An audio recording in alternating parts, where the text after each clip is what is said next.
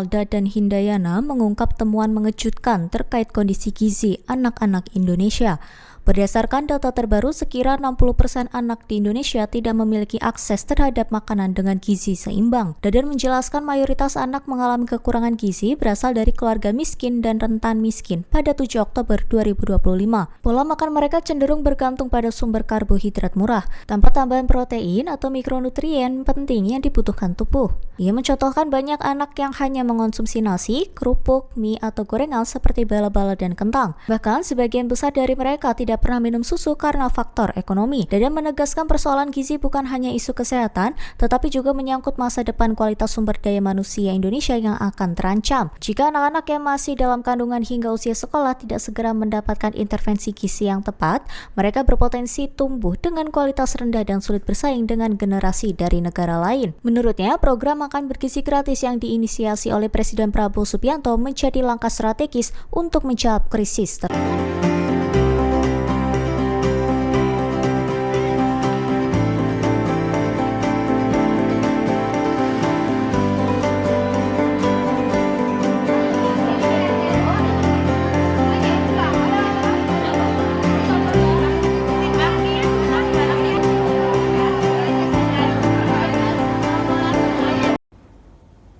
Assalamualaikum warahmatullahi wabarakatuh.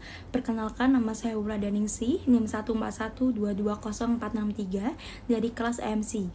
Video ini saya buat sebagai bentuk penugasan ujian tengah semester mata kuliah Professional Learning to Public Speaking. Pada kesempatan ini, saya akan menyampaikan pidato dengan tema kesehatan yang berjudul Gizi Seimbang untuk Tubuh Kembang Anak Indonesia.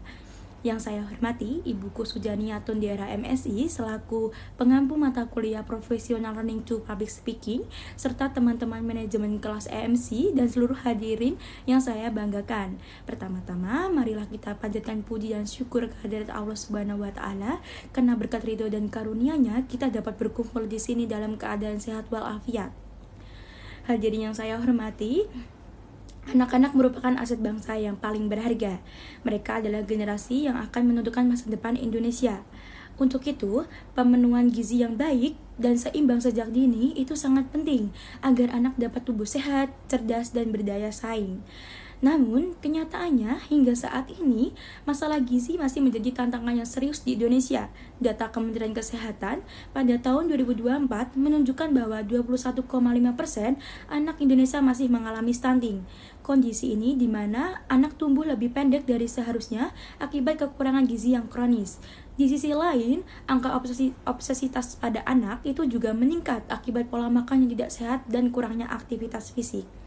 Hadirin sekalian, masalah gizi tidak hanya berdampak pada fisik, tetapi juga perkembangan otak dan kemampuan belajar anak. Anak yang kekurangan gizi akan cenderung memiliki daya konsentrasi yang rendah, mudah sakit, dan sulit bersaing secara akademik. Karena itu, penting bagi orang tua, guru, dan masyarakat untuk bekerja sama dalam memastikan anak-anak mendapatkan asupan gizi yang seimbang. Gizi yang seimbang ini berarti mengonsumsi makanan yang beragam, terdiri dari karbohidrat, protein, lemak sehat, vitamin, mineral dalam jumlah yang sesuai dengan kebutuhan tubuh. Selain itu, anak-anak juga perlu diajarkan kebiasaan hidup sehat, seperti sarapan setiap pagi, minum air putih yang cukup, serta menghindari makanan cepat saji dan minuman manis yang berlebihan. Hadirin yang saya cintai, pemerintah juga telah menggalakkan berbagai program seperti Gerakan Masyarakat Hidup Sehat atau yang bisa kita sebut dengan Germas, dan kampanye yang berisi Isi Piringku untuk meningkatkan kesadaran masyarakat akan pentingnya gizi.